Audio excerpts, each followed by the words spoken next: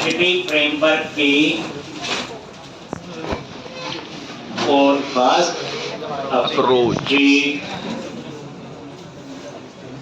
तो यहाँ पे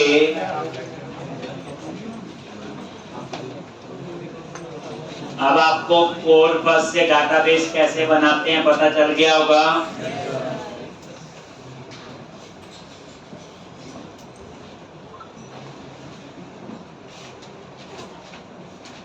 एक तो मॉडल बना लिया था हमने, कोड फर्स्ट से डाटाबेस भी बन गया था। आज हम बनाएंगे कंट्रोलर। तो कंट्रोलर पे राइट क्लिक किया, ऐड कंट्रोलर, कंट्रोलर्स पे राइट क्लिक किया, ऐड कंट्रोलर। ये देखो कंट्रोलर्स पे राइट क्लिक किया, ऐड कंट्रोलर, और यहाँ चूज करो MVC5 कंट्रोलर एम्प्टी।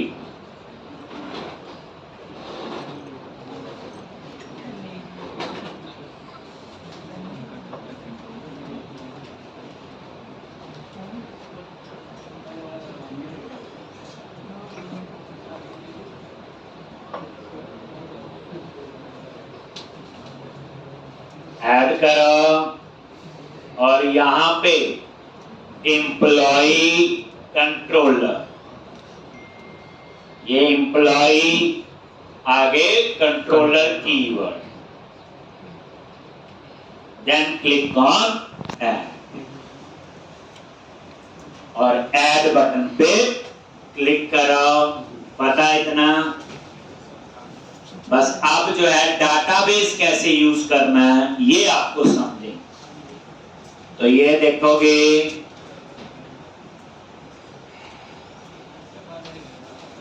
यहां पे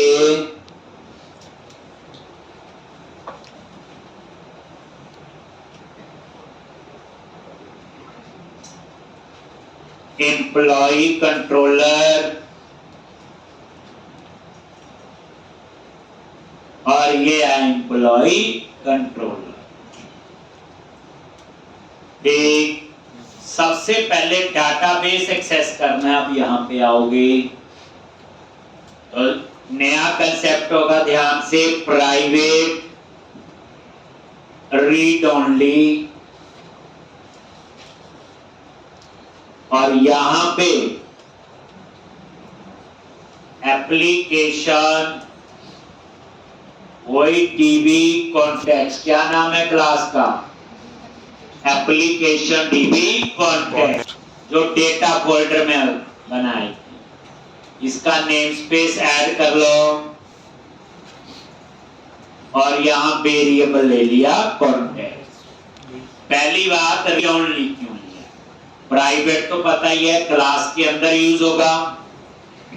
ये जो रीड ओनली मेंबर है, रीड ओनली है मतलब चेंज नहीं कर सकते, बट याद रखना रीड ओनली मेंबर्स को हम लोग कंस्ट्रक्टर में चेंज कर सकते हैं और कहीं पे भी चेंज नहीं कर सकते। जैसे अब मैं यहां पे इस कंट्रोलर का कंस्ट्रक्टर बनाऊंगा। कैसे बनाते हो बोलो? CTOR, याद है? CTOR, 2 बार टैब प्रेस करो।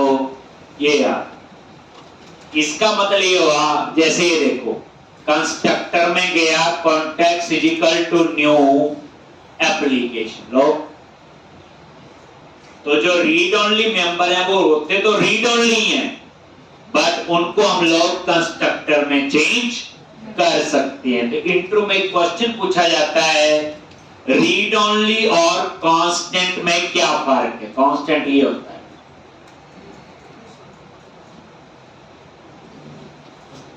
रीड ओनली और कांस्टेंट में क्या फर्क है?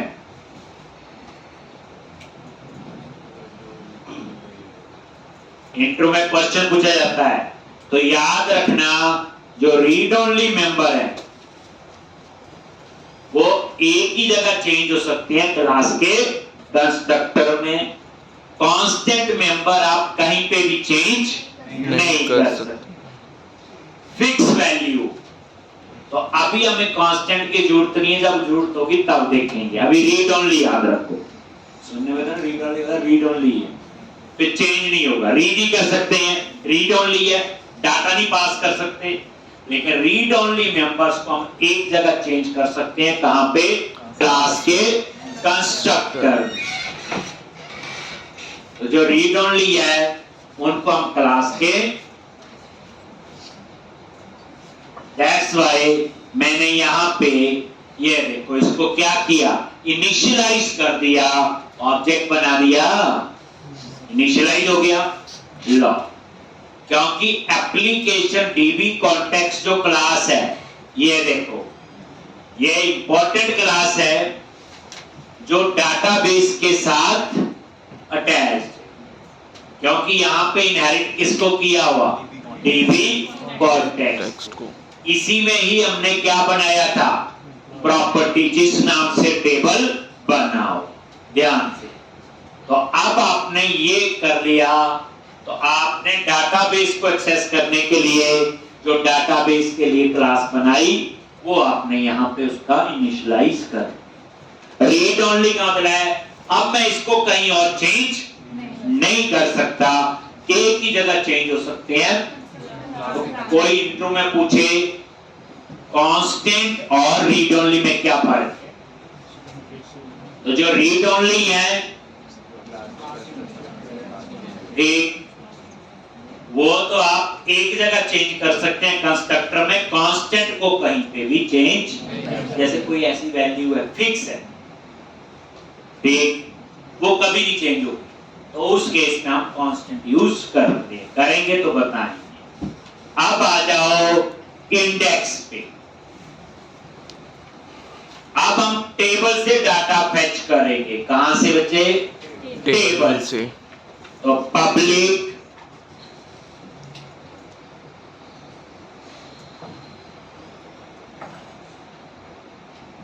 एक्शन रिजल्ट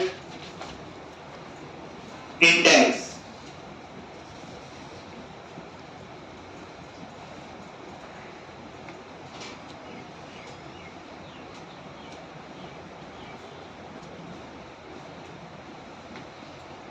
अब यहां पे एक्शन रिजल्ट इंडेक्स, और यहां पे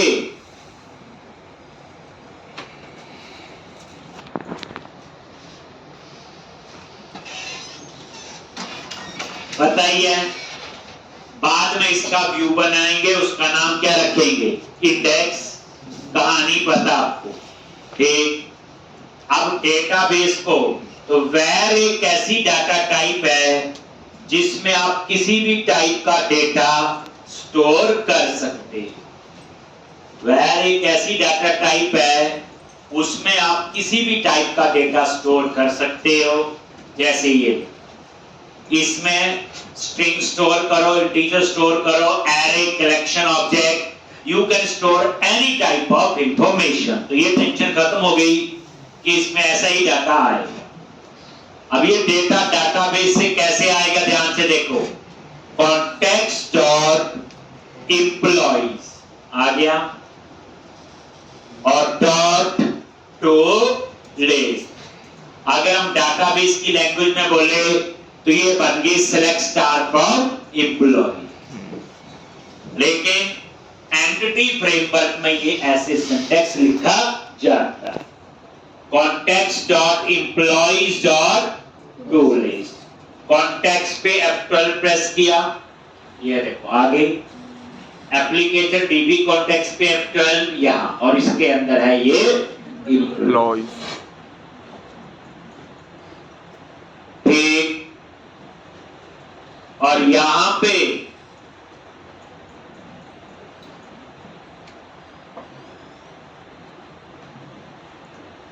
और ये आपका आएगा एम्प्लॉय लिस्ट।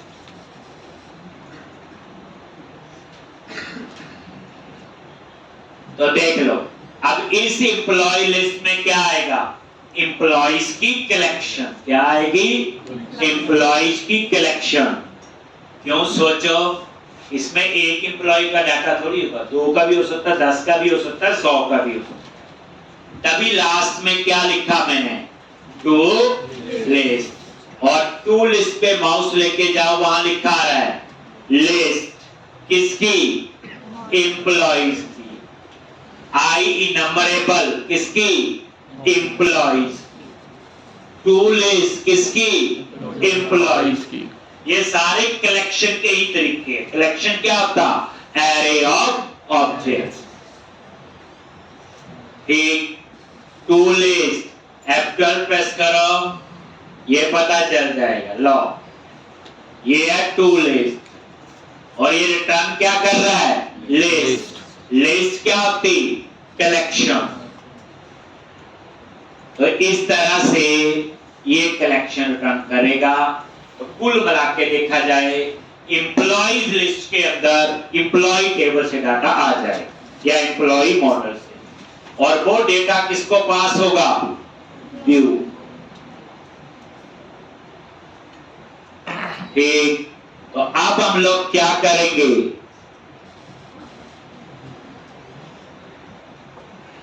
इंडेक्स नाम का व्यू बनाएंगे।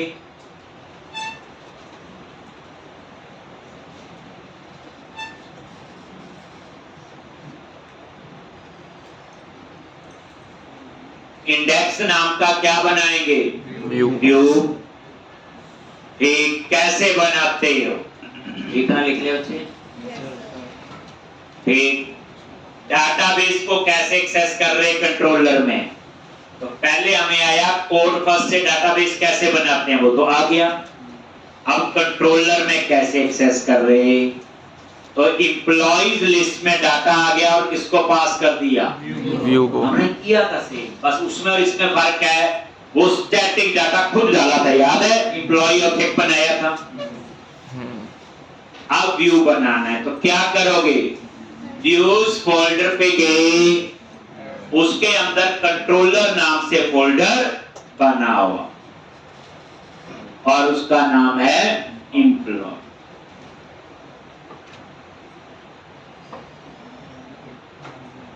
एम्प्लॉय पे राइट क्लिक किया, ऐड और व्यू आता है। एक एप्लीकेशन करवा चुका हूं, पूरी स्ट्रक्चर पता है, व्यू और MVC फाइल व्यू, और ऐड पे क्लिक कर, ऐड पे क्लिक किया, और व्यू का नाम क्या रखा, इंडेक्स। एक, और ये बच्चे टेम्पलेट है, इसके नीचे यहां आ रहा है एम्प्टी विदाउट मॉडल। ये हम बाद में नेक्स्ट क्वेश्चन में यूज करेंगे। एम्प्टी का मतलब हमने खुद लिखना है, लेकिन इसके नीचे आपके कुछ टेम्पलेट बने हुए हैं, हम पहले इनको यूज करेंगे इस प्रोग्राम में। नेक्स्ट प्रोग्राम जो होगा उसमें हम व्यू का कोड खुद लिखेंगे। हम बने हुए टेम्पलेट सीख लेते हैं कैसे। कोड फर्स्ट से डाटाबेस बनाना आगे नंबर 1, कंट्रोलर का कोड हम खुद लिख रहे हैं, तो हमारा मेन फोकस कहां पे है, कंट्रोलर पे। व्यू के अंदर हम बनी चीजें यूज करेंगे पहले इस क्वेश्चन में, जो नेक्स्ट एप्लीकेशन होगी उसमें वो कोड भी खुद लिखेंगे। तो यहां पे इतनी बड़ी कंपनी है, देख तो लेंगे कम से कम। ये लिस्ट चूज करो, क्या चूज करो, लिस्ट, क्योंकि लिस्ट ही आएगी। तो यहां पे गए, लिस्ट चूज कर लिया, और उसके बाद मॉडल क्लास कौन सी है, एम्प्लॉय। मॉडल क्लास कौन सी है, एम्प्लॉय। और data context class application DB context.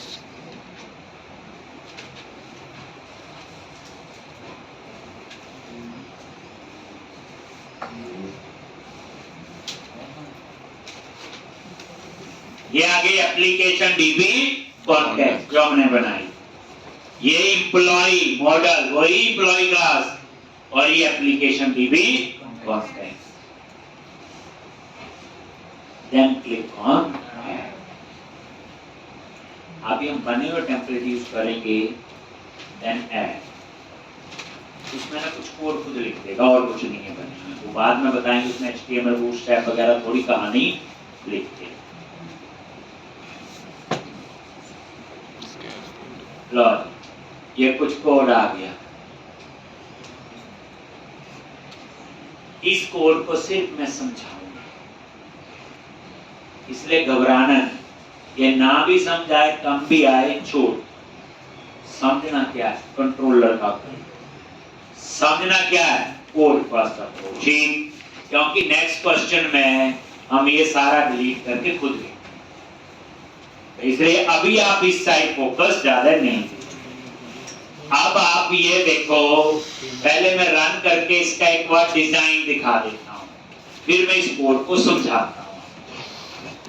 वो डाटा डिस्प्ले किया होगा और क्या किया इसने,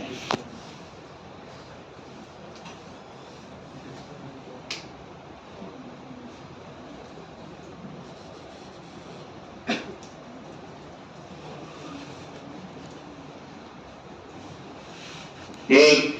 अब मैं चाहता हूं यहां पे लिखा है एम्प्लॉइज और उस पे क्लिक करूं तो मेरा पेज आ जाना चाहिए, ये तो कर सकते हैं। क्या करेंगे बोलो, जो चीज पढ़ी ना बच्चे उसे यूज करना, चाहे आती है तो कहां जाओगे, व्यूज के अंदर शेयर और शेयर के अंदर लेआउट, और ये मास्टर लेआउट है, और इसके अंदर ये यहां पे इसके बाद एक और एलआई टैग,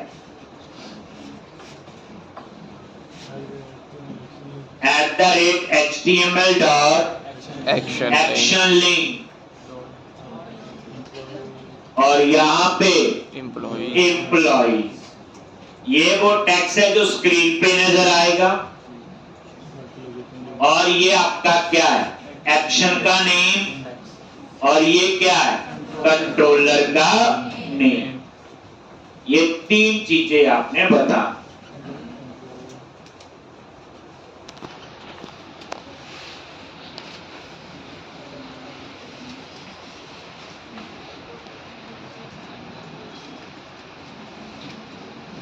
अब आप लोग ये देखो, सेव किया, पहले नजर मार लो, ये देखो कैसे आएगा, रिफ्रेश आ गया एम्प्लॉय, और एम्प्लॉय पे क्लिक किया, अब हमारा आ गया पेज। तो पहले आप ये लाइन लिख तो रिवीजन हो जाती है, याद रहता है ऐसा किया था। अब इस क्वेश्चन में हमारा फोकस है डाटाबेस एनालिटिक्स देखना बस। तो एम्प्लॉइज टेक्स्ट जो हमने दे दिया, ये एक्शन का नेम और ये कंट्रोलर का नेम।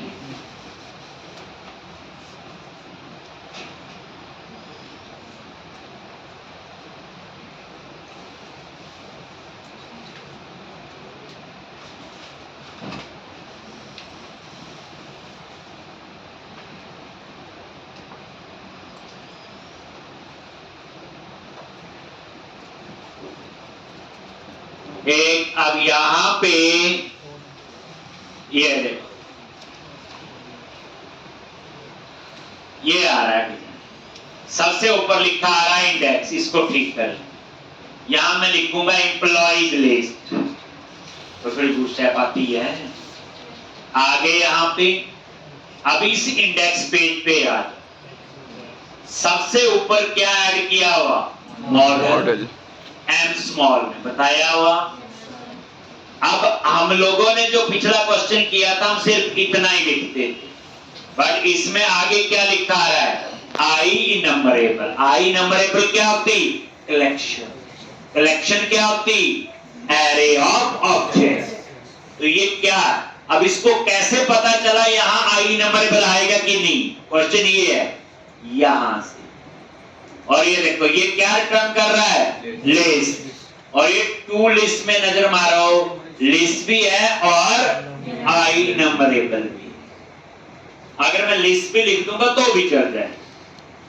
तो इसमें क्या आ गई, कलेक्शन, और ये आपका ऊपर है सिलेक्शन होता एक से ज्यादा रिकॉर्ड। उसके बाद तो ये आई इनमरेबल आ गया। ये व्यू बैग में बाद में पढ़ाऊंगा, इसलिए अभी आप इस पे कंफ्यूज नहीं करेंगे। ये डायनामिक प्रॉपर्टीज बनाने के लिए होता था, पढ़ेंगे। यहां देखो H2 लिखा आ रहा है, मैं इसकी जगह टेक्स्ट चेंज कर दिया, क्या एम्प्लॉइज लिस्ट। थोड़ा सा बूटस्ट्रैप आ गया अब आपको। Class text hyphen primary text hyphen centre. अभी अपने आप ही, इसके लिए कोई सेपरेट पढ़ने की जरूरत नहीं। ये देखो एम्प्लॉइज लिस्ट, देखो सेंटर में आ गया। प्राइमरी के हिसाब से कलर भी चेंज हो। लॉजिक क्या था इसमें, हम थोड़ा थोड़ा चेंज करेंगे जो हमें आता है। जो नहीं आता उसको समझ के आगे निकल जाएंगे। जब हम खुद लिखेंगे, आप ये लिख के चलो, जो नेक्स्ट एप्लीकेशन बनाएंगे एक दो दिन में, उसमें ये कोड खुद पूरी HTML, पूरी बूटस्ट्रैप, पूरा बाकी तो लिखना ही पड़ेगा। और ये देखो, ये क्या, एक HTML हेल्पर बताया था, @HTML लगा हो, डॉट एक्शन लिंक, क्या ये HTML हेल्पर। MVC में जो यूज होते हैं क्या होते हैं आपके HTML हेल्पर, इनको कहते हैं @HTML डॉट एक्शन लिंक। अब यहां क्या लिखा हुआ, क्रिएट न्यू, मतलब नया रिकॉर्ड डालना, क्रिएट न्यू। आप इसकी जगह इसका नाम न्यू एम्प्लॉय भी रख सकते हो। अगर क्रिएट न्यू ना अच्छा लगे तो क्या लिख लो, new employee. Create new employee, add employee, ऐसे कुछ भी कर सकते हो। और ये एक्शन लिंक वही है जो लेआउट में देखा था। तो पहला पैरामीटर क्या आ गया, जो टेक्स्ट स्क्रीन पे नजर आएगा। दूसरा पैरामीटर एक्शन, और ये क्रिएट नाम से एक्शन हम बनाएंगे, अभी बनाया नहीं है, ठीक। और ये एक्शन कहां बनाना है, यहां पे कंट्रोलर का नेम दे। देखो लेआउट में यही तो था बच्चे, यही तो तीन चीजें थी, ठीक। तो ये आ गया। अगर आप यहां कंट्रोलर का नाम नहीं भी लिखोगे चल जाता है, क्योंकि हम जो है एक ही एक्शन, एक ही कंट्रोलर में बैठे हैं। जैसे इंडेक्स है, उसी में क्रिएट भी मैं बनाऊंगा। तो इसलिए जैसे हम यहां बैठे हैं तो कमरे का नंबर थोड़ी बताना होता है, जब दूसरी जगह होगा तो बताना पड़ेगा ना, ये रूम इस लेक्चर हॉल में बैठे हैं, बिल्कुल वही। तो अगर मैं ये नाम ही लिखूं कंट्रोलर का नाम तो भी चलता है, पर समझाने के लिए। तो ये टेक्स्ट जो स्क्रीन पे नजर आएगा, ये क्या है, एक्शन जो हमने बनाना है, और कहां बनाना है, कंट्रोलर। मेन मुद्दा था HTML हेल्पर पे बूटस्ट्रैप कैसे अप्लाई करते हैं। ये HTML हेल्पर पे @HTML करके जो हम लिखते हैं, तो बूटस्ट्रैप देखो कैसे अप्लाई करेंगे इस पे। सिंपल तो हमें आगे ऊपर देखा ही है, न्यू कर्ली ब्रैकेट @क्लास, क्या लिखेंगे, अब बटन है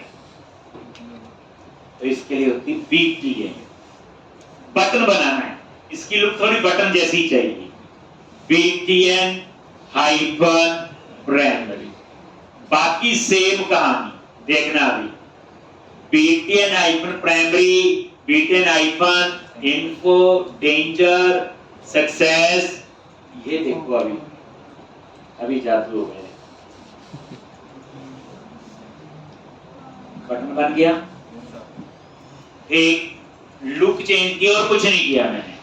आप सिंपल ये देखो बच्चे, HTML हेल्पर पे बूटस्ट्रैप कैसे अप्लाई करना है। लास्ट में गए न्यू @क्लास, ऐसे लिखना है, और आगे जो है। तो आप सिंपल समझो, बटन है ना तो BTN, टेबल है तो टेबल, टेक्स्ट है तो टेक्स्ट।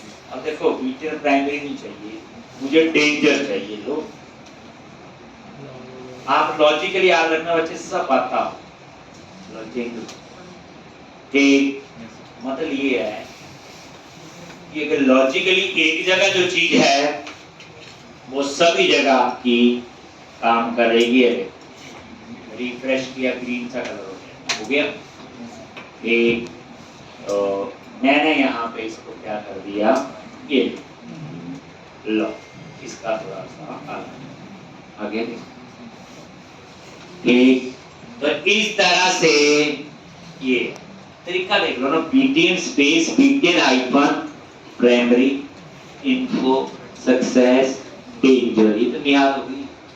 अगर टेक्स्ट चेंज करना तो क्या लिखोगे, text hyphen primary info danger success. तो इस तरह से, तो इसे थोड़ा सा आपने लॉजिकली याद रखना, फिर हमें चीजें आसान लगेंगी। लो, हमने कुछ नहीं किया, जो दिया ना, क्योंकि हम ग्रुप चैट में थोड़ा हाथ पैर मार देते हैं, तो हम कोशिश करते हैं और कुछ नहीं। हम इनको नहीं, अब हम चाहते हैं जो ये डिजाइन आ रहा है बच्चे, आ तो गया। अब मैं चाहता हूं अगर डाटा है ही नहीं तो टेबल नजर ही नहीं आना चाहिए। लो, थोड़ा बहुत तो कर ही देंगे, जैसे टेबल बना हो, एक ये पूरा टेबल टैग है, नीचे पूरा टेबल है देखो, तो आप यहां एक चेक लगा दो, @ याद रखना, कोई भी एमडीसी का सिंटैक्स लिखना है @ लगता है, तभी इसको हम क्या कहते हैं, रेजर सिंटैक्स कहते हैं, easy to use and user friendly, RAZOR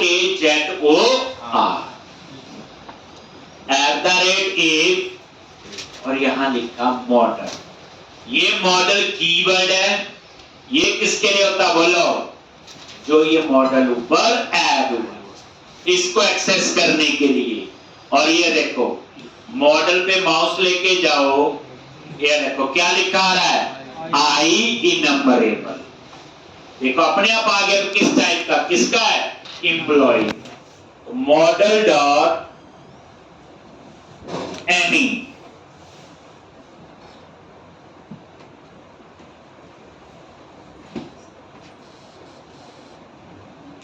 ठीक, क्या इस मॉडल में कुछ है कि नहीं, एनी क्या रिटर्न करता है, ट्रू फॉल्स। एनी क्या रिटर्न करेगा, बूलियन टाइप, और ये स्टैटिक है, तो वही ऑब्जेक्ट बनाने की जरूरत नहीं है, सीधा मॉडल डॉट एनी। अगर ये फॉल्स है, नॉट लगा दिया आगे, फॉल्स का मीनिंग क्या होगा बोलो, अगर डाटा नहीं है, फॉल्स कब आएगा ना, एनी क्या रिटर्न करता है, ट्रू और फॉल्स। ठीक, अगर ये फॉल्स है तो इसका मीनिंग क्या हुआ, डेटा है ही नहीं, तो यहां पे क्या आ जाए, मैसेज।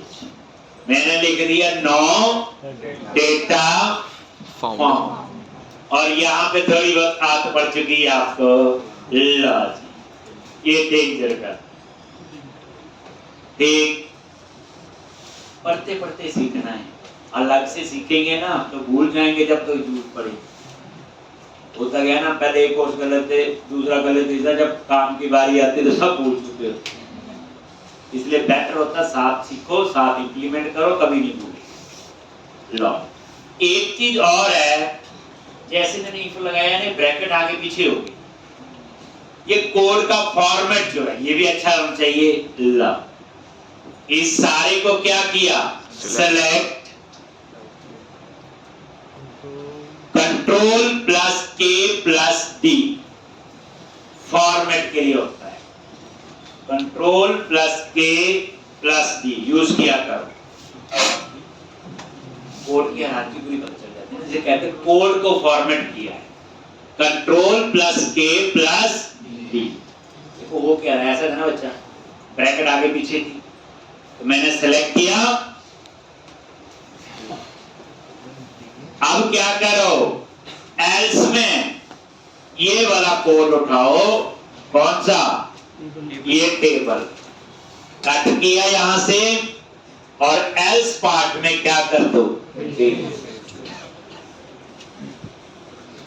हम लिख तो रहे, थोड़ा सा ठीक कर रहे हैं। ला, ये पूरा टेबल समझाऊंगा अभी, टेबल भी ला। अब आप इसकी आउटपुट पे नजर मारो, ये देखो रिफ्रेश करो, नो डेटा फॉर्म। ठीक, अब नीचे जब टेबल में डाटा होगा तो फिर डेटा आना चाहिए। तो इन्होंने क्या बनाया हुआ टेबल, तो हम तो इनसे टेबल में अच्छी क्लास अप्लाई करते हैं लोग। क्या लिखा था, table icon border, table icon stripe, table icon एक कुछ भी ऐसे लिखो। ये मुझे आदत पड़ी है, आप कोई और यूज कर लो। उसके बाद इन्होंने सीधी हेडिंग रो बनाई है, टीएच बनाई है ना टीआर। लेकिन मैंने बताया था टेबल में हेडिंग देना, की है टैग लगाओ पहले, और डाटा के लिए टी बोर्ड। ये अच्छी प्रैक्टिस नहीं है। लो जी, आपने माइक्रोसॉफ्ट को बोल दिया अच्छी प्रैक्टिस नहीं है, हमने थोड़ी बनाया हुआ। तो यहाँ पे क्या करो, टी प्रैक्टिस रोज करो बच्चे, तब पता चलेगा। और इस टी हेड के अंदर इस रो को क्या किया, देखते आ गया, टी हेड बन गया, कोड का ब्लॉक, सर्चिंग, ऑप्टिमाइजेशन, बड़ी चीजों का ध्यान रखना। T R table row, T H table heading, और ये बच्चे कॉलम के नेम आ रहे हैं। इसमें घबराना नहीं, मैं जितना बताऊंगा उतना समझेंगे। ये नेक्स्ट एप्लीकेशन में ये कोड खुद लिखना है। वैसे इसमें हैंडराइटिंग का पता नहीं चलता है, ऐसा कुछ नहीं है। लो @html डॉट, अगेन एक और HTML पर है display name for. Display name for किसके लिए होता, कॉलम का नेम उठाने के लिए, डाटा नहीं, कॉलम का नेम, हेडिंग, नेम, एड्रेस, उसके लिए। और ये देखो, ये होती है लैम्डा एक्सप्रेशन। जब ये जो लिखा हुआ बीच में गोज टू ऑपरेटर है, ये लैम्डा एक्सप्रेशंस होती हैं। ये जैसे 6 लाइन का कोड है उसे 1 लाइन में कर सकती है। ये लैम्डा एक्सप्रेशन जो होती, हम लोग एंटी फ्रेमवर्क पढ़ रहे हैं बच्चे, लेकिन इसमें जो सिंटैक्स यूज हो रहे हैं याद रखना, LIN, लैंग्वेज इंटीग्रेटेड क्वेरी। ये याद रख लेना, लिख लेना अपने पास। कोई पूछे लिंक आता नहीं आता है, लिंक LINQ, LINQ उसे कहते हैं लैंग्वेज इंटीग्रेटेड क्वेरी। ये सारे लिंक के सिंटैक्स हैं, किसके सिंटैक्स हैं, लिंक, LINK ना लिख देना, LINQ, लैंग्वेज इंटीग्रेटेड क्वेरी। कोई पूछे जी लिंक यूज करना आता है, ये वही है, सिंटैक्स लिंक के हैं, लैंग्वेज इंटीग्रेटेड क्वेरी। तो ये लैम्डा एक्सप्रेशन है। और ये देखो, ये मॉडल कोई कीवर्ड नहीं है, पहले बता, आप इसका नाम M रख लो, और ये अपने आप ही देखो, जैसे MP नाम रखा तो किस टाइप का डिक्लेयर हुआ, बोलो, और I इन नंबरिंग, यानी जो मॉडल आपका ऊपर ऐड हुआ, याद रखो। और बताया था एक व्यू में एक मॉडल एक बार ही ऐड हो सकता है, एक से ज्यादा बार नहीं। अब ध्यान से समझेंगे। तो ये वेरिएबल किस टाइप का हुआ, एम्प्लॉय का। इसको कैसे पता चला, डिस्प्ले नेम फॉर। और डिस्प्ले नेम फॉर में क्या लिखा हुआ, आई इनमरेबल एम्प्लॉय। ठीक, तो ये एम मॉडल ये वाला नहीं है कीवर्ड। और ये देखो मैंने चेंज किया, तो ये एम वेरिएबल ऑटोमेटिकली उसी टाइप का डिक्लेयर हुआ जिस टाइप का मॉडल था। ये देखो एम डॉट नेम आ गया, नेम। ये लैम्डा एक्सप्रेशन है, कोई भी, जैसे इसका नाम मैंने डी रख दिया, तो ये वेरिएबल किस टाइप का डिक्लेयर हुआ, ऐसे लिखना माना। ये देखो, ये ऑटोमेटिकली देखो एम्प्लॉय टाइप का। अब कोई जादू नहीं हुआ, ये डिस्प्ले नेम फॉर से होता है। और ये टी फिर उसी टाइप का, तो टी डॉट, ये डॉट, ये बच्चे ये वेरिएबल है, मैं बताने की कोशिश ये कर, ठीक है। बस ये नेम उठाएगा, ये एड्रेस और ये सैलरी, ये आ गया, ये हेडिंग देगा। लेकिन हमें अभी ये टेबल नजर नहीं आएगा जब तक डाटा नहीं। अब लाला दादा नेक्स्ट टाइम ये सारा कुछ लिखना है। अभी देख लो एक बार, हंस लो, बोलो अभी आपका पूरा आगे लिखने की जरूरत नहीं आ रहा बच्चे, जो चेंज कर रहा वही लिखो। अब नीचे डाटा डिस्प्ले करना है। अब इसमें होगा क्या, डाटा तो बच्चे यही आ रहा ना, एम्प्लॉय लिस्ट। अब इसमें 2 एम्प्लॉय भी हो सकते हैं, 200 भी हो सकते हैं, वो भी हो सकते हैं और 200 भी हो सकते हैं, 200 भी हो सकते हैं। ठीक, तो यहां पे क्या लगेगा, लूप। तो टी एड खत्म हो गया बच्चे, ये इन्होंने सीधा ही लगा दिया था। लेकिन हम तो इसके लिए क्या यूज करेंगे, बोलो, टी बॉडी। डेटा के लिए क्या होता, टी बॉडी। और ये लूप है, मैं बताता हूं इस लूप की कहानी। ये फॉर ईच लूप है, और इसको भी यहां से क्या करो, कट किया, और इसको कहां रखो, टी बॉडी करवाया, और टी है टी बॉडी। जो बच्चे ने चीज कल करवाई वो आज यूज, आज करवाई वो कल यूज होगी। अगर चीज आपको आती भी है तो भी यूज करो, बार बार यूज करोगे तो ही प्रैक्टिस होगी ना। अब T at T body sir ने बताया था, हो गया याद नहीं, हर एप्लीकेशन में यूज करो, हर रूल हर एप्लीकेशन में अप्लाई, तभी प्रैक्टिस होगी। टी बॉडी में आ गई, ये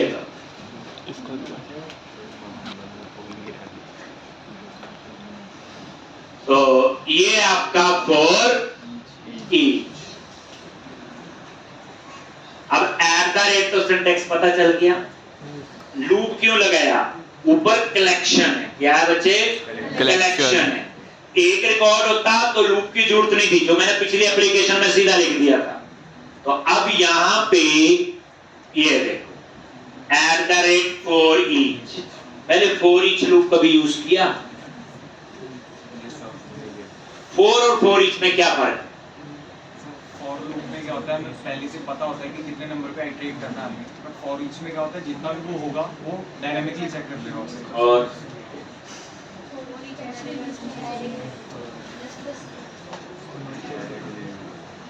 फॉर और फॉर ईच में क्या फर्क है? देखो सिंपल है। तो फॉर लूप हमने पढ़ा सी में, C++ में, उसमें हम आगे भी जा सकते हैं, पीछे डिक्रीमेंट भी होता है, प्लस प्लस भी, माइनस होता नहीं होता, इंक्रीमेंट डिक्रीमेंट दोनों होता है। फॉर ईच में एक ही डायरेक्शन का हम करते हैं, नेक्स्ट नेक्स्ट नेक्स्ट फॉरवर्ड, एक डिफरेंस तो ये है। इसमें माइनस नहीं हो सकती, वापस नहीं आ सकती। तो जब बताओ मैंने सारा डेटा रीड करना शुरू से एंड तक, then you must use for each. For loop होता है, उसमें आपको बताना होता है लूप कितनी बार चलेगा, होता है for i = 0, i is less than this। For each में ये बताने की जरूरत नहीं है। जैसे मैं सिंपल लेमैन की तरह बताऊं कि आपको बोला जाए इस ग्राउंड के ना 10 चक्कर लगाने हैं, वो फॉर लूप है।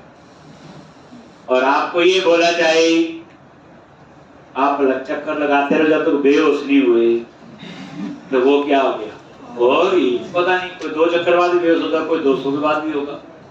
तो फॉर ईच एक एंडलेस है, मतलब जितना होगी इंफॉर्मेशन उतनी बार ये चलता रहेगा। तो ये at the rate for each where किसी भी टाइप का डाटा आएगा, और ये आइटम क्या है, वेरिएबल। ठीक, और ये देखो ये वेरिएबल उसी टाइप का डिक्लेयर हुआ, देख लो, एम्प्लॉय टाइप का। इसको कैसे पता चला, इनके बाद जो मॉडल है ये कीवर्ड है, ये मॉडल को एक्सेस कर रहा है, और नीचे लिखा हुआ आई नंबर, रट्टा नहीं मार, आंख बंद करके याद नहीं करना, ये माउस दिया हुआ ऊपर गए, देखो लिखा नहीं आई नंबरेबल लिखा आ रहा है, चीज को समझना। इसका मतलब क्या हुआ, मॉडल में क्या है, एरे। किसका एरे है, एम्प्लॉय क्लास का। तो एम्प्लॉय क्लास क्या बनाएगी? ऑब्जेक्ट्स। तो ये किसका एरे है? एम्प्लॉय के ऑब्जेक्ट्स का, जिसको हम क्या कहते हैं? कलेक्शन। कलेक्शन। पूरी बात समझ के तो ये लूप चलेगा। और ये देखो tr ये उतनी ही रो बनाएगा।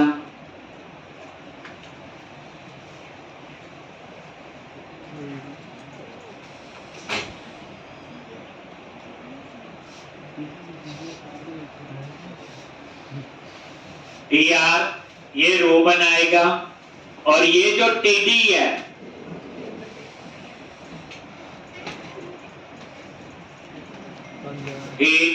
एक कॉलम का डेटा। तो डिस्प्ले 4 होता है, याद रखना, डेटा के लिए। जो ऊपर पड़ा that is display name 4। Display name 4 से कॉलम का हेडिंग आएगा और डिस्प्ले 4 से कॉलम का डेटा आएगा। जैसे ये देखो डिस्प्ले 4 अगेन मॉडल आइटम, ये देखो किस टाइप का? मॉडल टाइप का, वही लैम्डा एक्सप्रेशन। और यहां पे याद रखना ये वाली आइटम लिखनी पड़ेगी क्योंकि डाटा इसमें आ रहा है।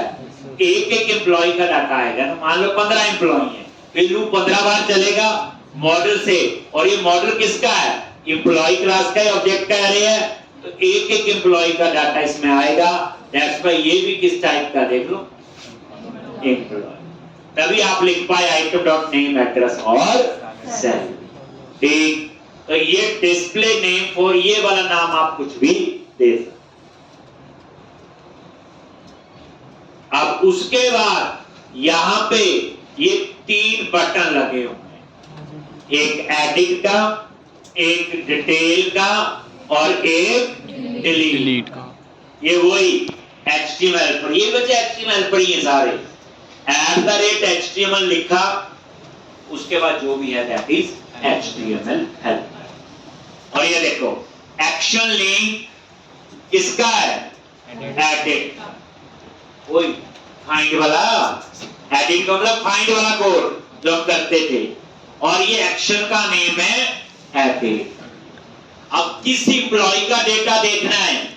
ये इसमें पैरामीटर ऐसे पास होता है, न्यू, ये आईडी पैरामीटर का नेम और इसमें आइटम डॉट आईडी में आ जाएगा आपका एम्प नंबर। इसी तरह से ये डिटेल का, ये भी फाइंड का डिटेल देखनी है, ये भी फाइंड का कोड है। डिटेल्स ये एक्शन का नेम और ये आईडी। किस एम्प्लॉय की डिटेल देखनी है? आईडी में क्या आएगा? Amp number, item dot ID और डिलीट। और ये जो डिलीट है आपका, ये डिलीट करने के लिए हो गया। किस एम्प्लॉय का डेटा डिलीट करना है? आईडी हमने बताना है। तो जब यूज करेंगे तब समझ आएगा। एक चीज कर लो आप, बूटस्ट्रैप अप्लाई कर, जब ये नजर आए ये कॉमा दो, अपने आप आ रहा है ऑब्जेक्ट HTML क्या देखते हैं अभी बताया? New curly bracket class btn hyphen success. आगे इसी तरह नीचे पे भी आ जाओ, डिटेल पे न्यू क्या लिखेंगे? New new curly bracket class. कोई इसमें तो कोई लॉजिक नहीं, आप गुस्सा हो जाएंगे हमें नहीं समझा रहा है, बेइज्जती है। और नहीं है कलर ही चेंज नहीं होंगे, बटन देखने में कुछ और लगेंगे और क्या। न्यू और यहाँ पे क्लास क्या दिखेंगे? btn hyphen page.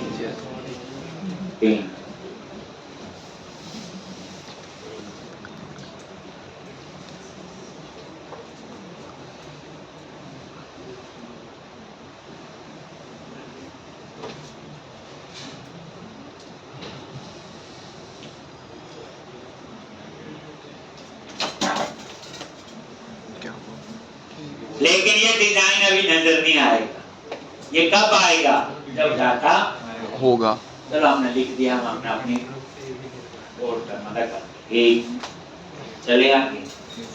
इसमें कुछ अगर मैं बोलूं ना ये ना भी समझाए तो छोड़, पर कंट्रोलर समझाना चाहिए। अब हम आगे क्या करेंगे? क्रिएट का सेव के लिए तो मैंने ऊपर एक बटन बनाया था क्रिएट, तो क्रिएट नाम से मैं क्या बनाऊंगा? एक्शन। क्रिएट नाम से क्या बनाएंगे? एक्शन। और वहां फिर हम एक व्यू बनाएंगे जिसमें टेक्स्ट बॉक्स लगे होंगे, नेम, एड्रेस, सैलरी और सेव का बटन हो। ठीक, तो ये आपका बन गया बच्चे पूरा।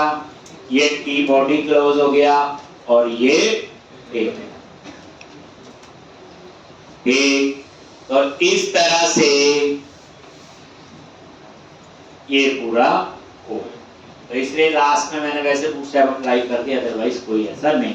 अब मैं क्या चाहता हूं, देखो मैं चाहता हूं इस न्यू एम्प्लॉय पे क्लिक करूं तो कहां जाएगा? बोलो क्रिएट। तो ये क्रिएट का एक्शन तो अभी बनाया नहीं, हम बात कर रहे हैं ये।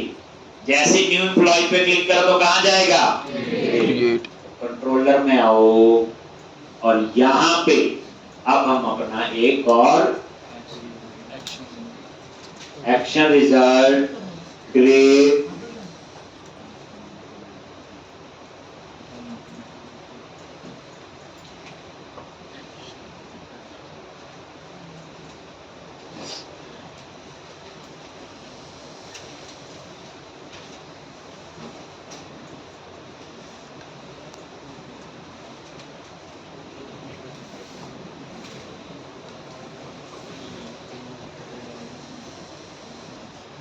public action result create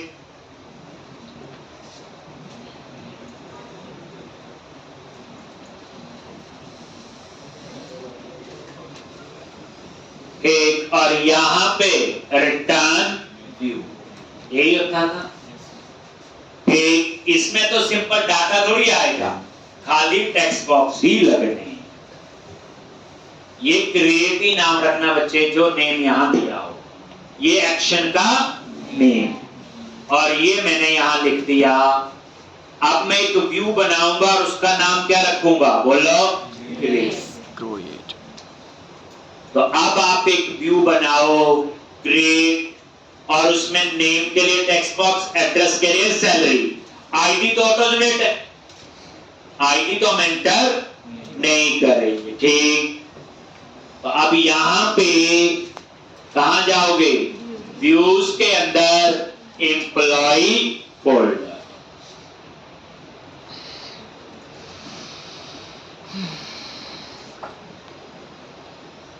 तो यहां पे एम्प्लॉय पे राइट क्लिक किया, ऐड व्यू। ठीक, यार प्रैक्टिस रोज करो, 2 बार करो, 3 बार, जब तक पूरा कॉन्फिडेंस नहीं आता आप करो। रोज की प्रैक्टिस करो, क्योंकि प्रैक्टिकल थोड़ा सा आगे होने वाला है। और ये ऐसा नहीं है कि एक स्क्रीन है उसी पे कोड लिखना है, यहाँ ये भी इंपॉर्टेंट है कहाँ कोड लिखना है। तो इसलिए प्रॉपर बच्चे अब प्रैक्टिस चाहिए। MVC 5 व्यू, और ये नेम दे दिया क्या? क्रिएट। और इस बार हम प्री डिफाइंड टेम्पलेट कौन सा? क्रिएट, ये चूज कर बना हुआ। तो आप नोटिस करो जो बना हुआ है नेक्स्ट में खुद बनाना है। नेक्स्ट मतलब नेक्स्ट प्रोग्राम, नेक्स्ट प्रोग्राम मतलब एक आध दिन बाद, आगे बड़े दिनों बाद टाइम मिलेगा। क्रिएट, अब ये किस मॉडल के साथ यूज होगा? एम्प्लॉई। सर अगर हम ये मॉडल नहीं क्रिएट करेंगे उसके बावजूद भी ये डिस्प्ले करेगा ब्राउज़र में पेज में? बिना मॉडल क्रिएट किए सर ये ASP.NET का ब्राउज़र में पेज डिस्प्ले करेगा सर? मॉडल बिना, अगर हम मॉडल नहीं क्रिएट करते हैं तो ना करो तो भी पेज तो बन ही जाएगा, वो डाटा नहीं आएगा। अगर मॉडल नहीं भी बनाओगे तो सिंपल व्यू बना के हम यूज कर सकते हैं। एक्शन तो बनाना पड़ेगा, काम करेगा। देन क्लिक ऑन ऐड, ये आगे यहाँ पे पहले एक बार रन करके डिजाइन देखते हैं, फिर आपको बताते हैं क्या कर रहा है। अब जैसे आप न्यू, ये देखो एम्प्लॉय पे क्लिक किया, एरर दे कोई सिंटैक्स की गलती है, ठीक करेंगे। क्या रह गया था?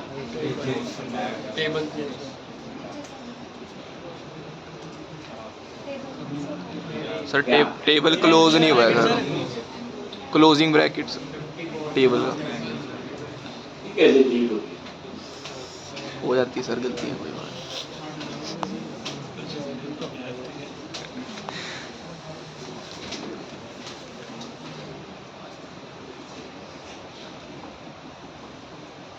एम्प्लॉइज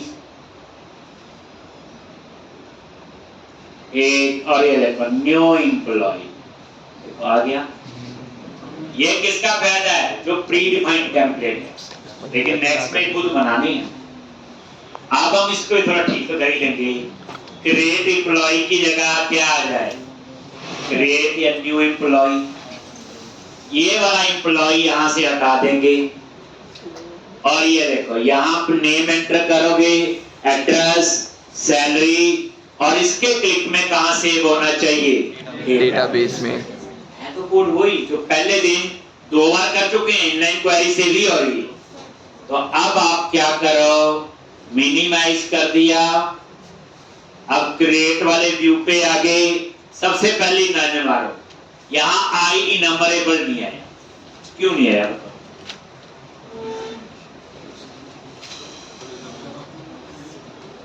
सिंपल बात समझो, सेव, अपडेट और डिलीट ये हमेशा एक ही रिकॉर्ड और एक ही टेबल पे काम करता है। आपने सिंपल की इंसर्ट क्वेरी पढ़ी, इंसर्ट टेबल नहीं, एक ही टेबल है, 2 लिखेंगे, इंसर्ट टेबल कॉमा कॉमा देके। एक टेबल में सेव होता है, एक में अपडेट, एक में डिलीट। तो यहाँ पे हमें आई नंबरेबल की जरूरत नहीं है, सिंपल एम्प्लॉय मॉडल आ। व्यू बैक बाद की बात है, हम यहाँ पे चेंज कर दिया क्रिएट एम्प्लॉय। अब थोड़ी सी याद पड़ चुकी है आपको, क्या text hyphen primary, text hyphen center. और ये देखो रिफ्रेश क्रिएट एम्प्लॉय।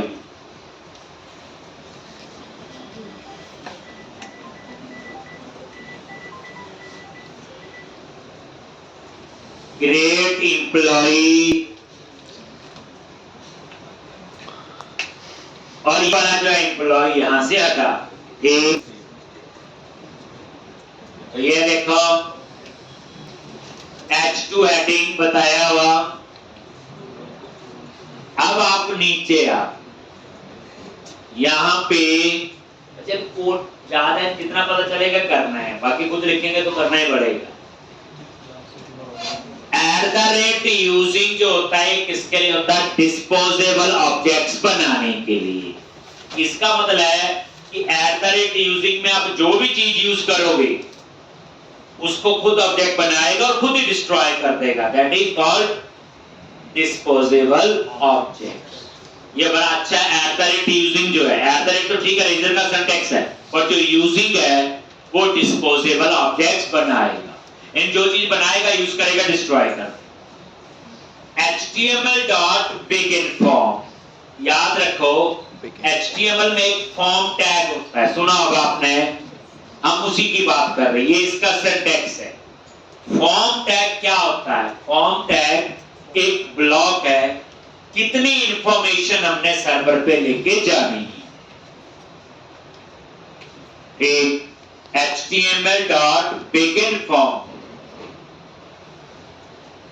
और begin form जो है ये क्या आपका एक फॉर्म है, जैसे पेज है, बड़ा कुछ उस पेज पे होता है, कितनी चीज सर्वर पे लेके जानी, जैसे मुझे सर्वर पे लेके जाना नेम, एड्रेस और सैलरी, तो जितनी चीजें ये फॉर्म टैग के अंदर होंगी वही हम सर्वर पे भेजेंगे।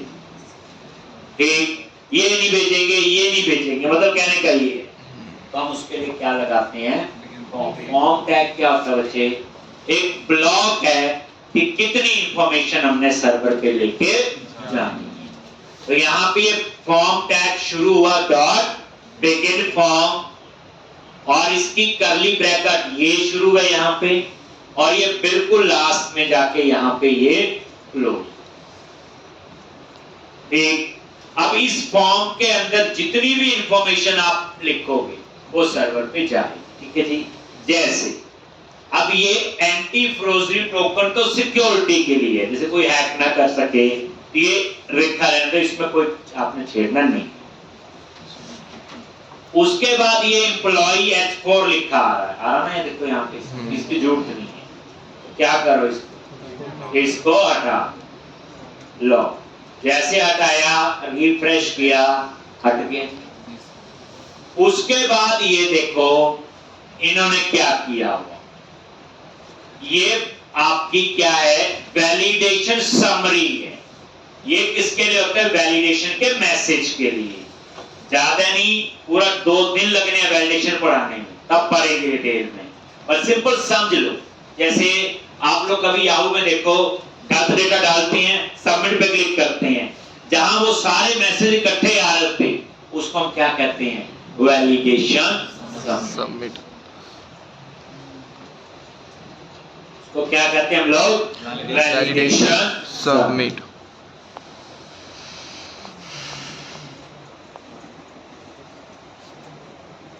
ठीक, और यहां पे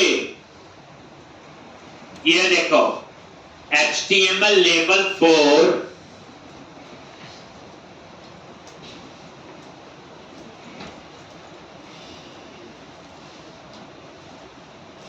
एक, और ये नहीं, क्लास फॉर्म ग्रुप अभी छोड़ दो, ये बात की बात। आप सिंपल देखो लेवल 4 से क्या आएगा, ये हेडिंग आएगा, नेम जो लिखा है, @html.label4 एक एट्रीब्यूट है। और ये देखो, ये मॉडल आपका वेरिएबल हो गया लैम्डा एक्सप्रेशन, और इस पे माउस लेके जाओ, अपने आप ही किस टाइप का हुआ, एम्प्लॉय। तो ये मॉडल डॉट नेम, इसके आगे इन्होंने बूटस्ट्रैप अप्लाई किया है, वो हम बाद में देखेंगे क्या है कारण, खुद लिखेंगे तब हम लोग अपने हिसाब से मैनेज करें। तो ये क्या करेगा, लेवल 4 क्या करता है, कॉलम का नेम, जैसे डिस्प्ले नेम 4 था उसमें, तो ये नेम आ जाएगा। उसके बाद एडिटर 4 होता है टेक्स्ट बॉक्स लगाने के लिए, किसके लिए होता है, टेक्स्ट बॉक्स। ये देखो ये वाला, ठीक, तो क्या लिखा हुआ, @html.editor4 किसका, ये नेम, ये वही लैम्डा एक्सप्रेशन। उसके बाद है वैलिडेशन मैसेज 4, जैसे कई बार क्या होता, सारे मैसेज ऊपर इकट्ठे आए, दैट इज वैलिडेशन समरी। नहीं, मैं चाहता हूं जहां गलत लिखा मैसेज उसी के नीचे वो आना चाहिए, तो क्या करोगे, वैलिडेशन मैसेज 4, एक वैलिडेशन मैसेज 4,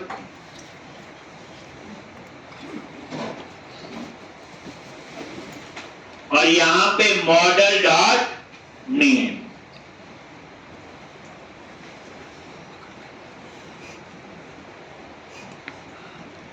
एक ये नेम का वैलिडेशन मैसेज आएगा।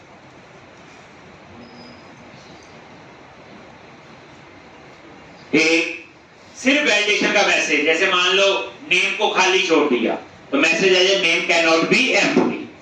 वो बात की बात है कैसे आएगा, ये मैसेज देना है सिर्फ नेम का देगा, जो बच्चे ऊपर वैलिडेशन समरी है वो सब की देंगे, मैसेज इतना है।